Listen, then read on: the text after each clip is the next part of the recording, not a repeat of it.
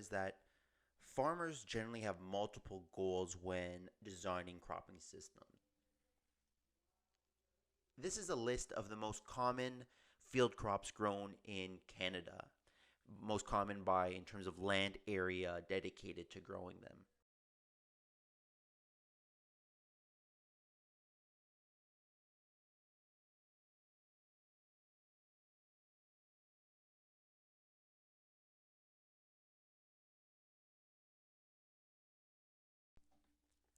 Farmers have to sell or market their crop, and they are a number of different ways that they try to get the best price they can, right? And there's entire university courses on grain marketing.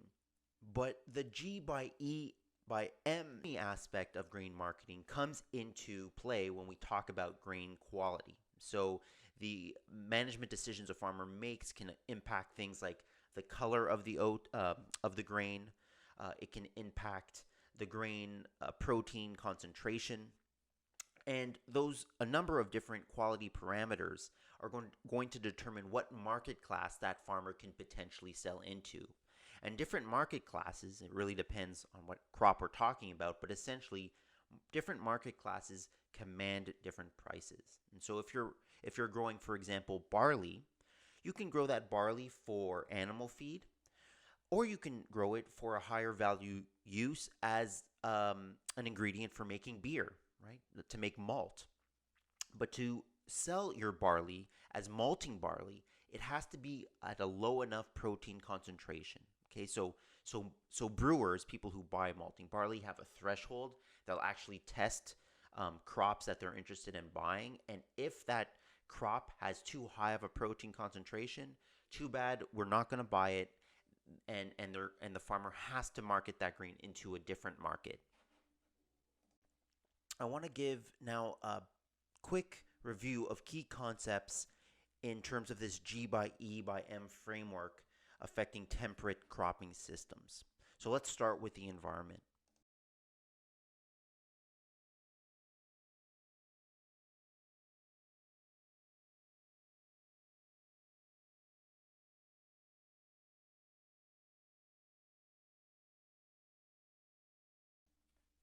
So the main takeaway here is that temperate cropping systems typically have seasonal periods of water deficits and water excesses. Okay, and that has to do with this water balance of inputs and outputs. And that these seasonal periods of deficits and excess have an important impact on the types of cropping systems that are possible in a given environment. In areas of the Mediterranean, for example, parts of Spain and Italy, they cannot grow a grain crop in their summers. There's just not enough soil moisture or precipitation to support a grain crop without irrigation. In Canada, the main limitation on cropping system productivity is not water availability, but temperature. Right? It's just too cold most of the year to successfully grow a grain crop. Right? We're going to talk a lot more about the effect of air temperature on cropping system productivity in later lectures. Most of you are going to take one or possibly more courses on soil science, but I wanted to highlight three important characteristics of soil that help determine the cropping system that exists. So roots require oxygen to grow and to take up nutrients. And that means that roots do not grow or perform well in very wet, waterlogged, saturated soils. So if a field is poorly drained or very poorly drained, that means that for most of the year, that soil is going to be waterlogged, saturated, and will not support very extensive root growth. And that itself will limit the type of crops a farmer can grow, the productivity of the crops that they do grow. And so it's very common for farmers to actually drain fields artificially.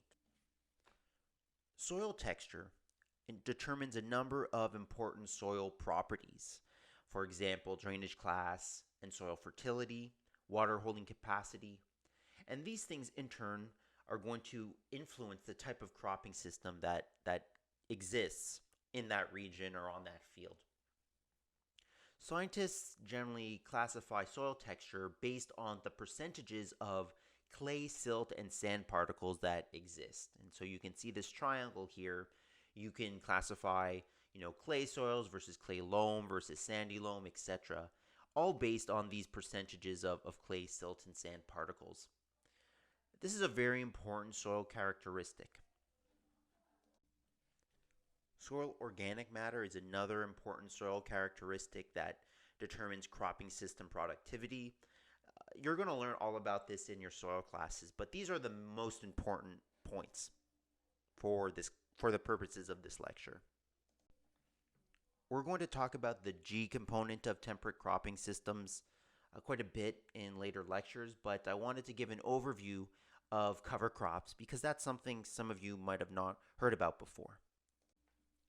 Cover crops are crops that are not grown to sell anything marketable off the farm, but to provide different benefits for the farmer. Cover crops are normally sown after the main crop is harvested. And so what you see here on the right, this is a photo I took in Winchester, Ontario. This was a cover crop that was sown in the beginning of August, right after winter wheat was harvested towards the end of July. Now, some of the species you see here are going to die over the winter. The frost is going to kill them.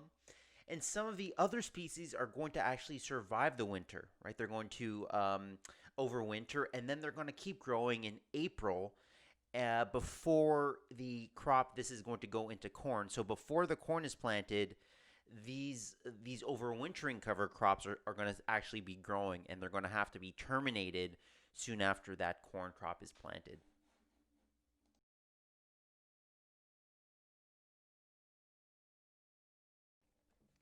Tillage is an important part of that M component of temperate cropping systems. Tillage, different forms of tillage are done depending on the objective that farmer has. And so I would encourage you to, for example, go on YouTube. I'll provide some links that shows different kinds of tillage, different tillage implements if you're unfamiliar with them. But really, the choice of implement and the timing of tillage depend on the objective that the farmer has. After harvest, the remaining parts of a crop, the stem and the leaves, remain on the field where they become crop residue. And crop residue offers benefits and they can also offer some challenges to farmers. Ultimately, soil microbes are going to decompose, crop residues. Some of that residue is going to be respired as carbon dioxide, and the rest will become part of the soil organic matter. But residue management is an important aspect of that M of cropping systems. Rotation is a very common management strategy in temperate cropping systems, and it refers to cultivating a succession of crops on the same piece of land. So in year one, you're growing one crop species. Year two, you're growing a different crop species. Year three is another different crop species in the same piece of land. In most parts of Canada, it is not possible to grow more than one grain crop in a given year. But in more southern latitudes, Missouri is a great example of this in the southern United States. They can grow wheat and soybeans all in the same year, and that is called sequential cropping.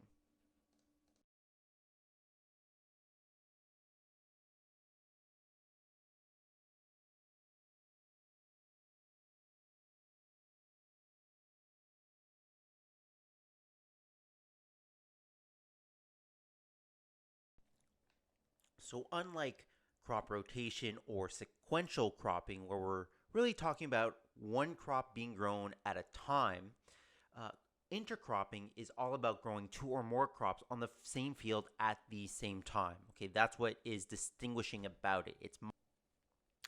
Intercropping is much more common in tropical systems compared to temperate systems, but they're still, fairly common in some situations. One of these situations is forage crops. That can be something like a crop destined for haylage or pasture, where we often have mixtures of different species grown together. For example, here we have a pea wheat intercrop for haylage. Cover crops can also be intercropped depending on the main crop. So right here we have a main crop of wheat, which once that is harvested, there's red clover that was planted and is just growing beneath that wheat canopy. Once that wheat is harvested, that red clover is going to take off and grow much greater once that wheat is harvested.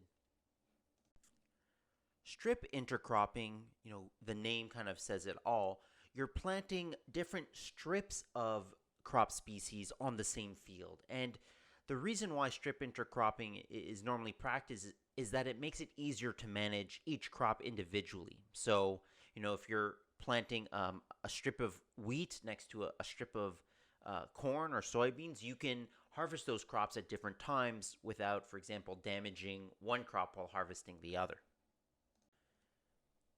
The benefits of intercropping is that it is a form of risk management.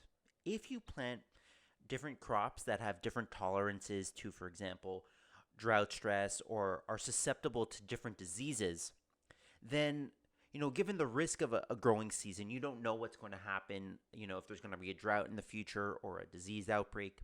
By intercropping, you kind of buffer your production against these stresses because you know that if one crop succumbs to them, the other crop will be able to grow and you'll actually get a successful crop. Another possible benefit that comes with intercropping different crop species is that they might end up complementing each other and acting synergistically. All right, so for example, if you're growing a pea and oat intercrop that you want to make into haylage as a forage, well, the peas are going to benefit the oats because the peas will fix nitrogen and some of that nitrogen will make its way to the oats. And so that is a synergistic benefit that's possible with intercropping. There's a number of challenges associated with intercropping, especially in temperate systems where the objective is often to harvest grain. One example is, if you have two different crops, like let's say, soybeans and wheat, how do you harvest one of those crops without destroying the other? Or if you harvest them all together, how do you effectively separate, the wheat grain from the soybean? So that about does it for the concepts I wanted to cover. This was review probably for most of you, but I wanted to make sure we were all on the same page in terms of this important background knowledge going into later lectures. So I'll see you guys next time.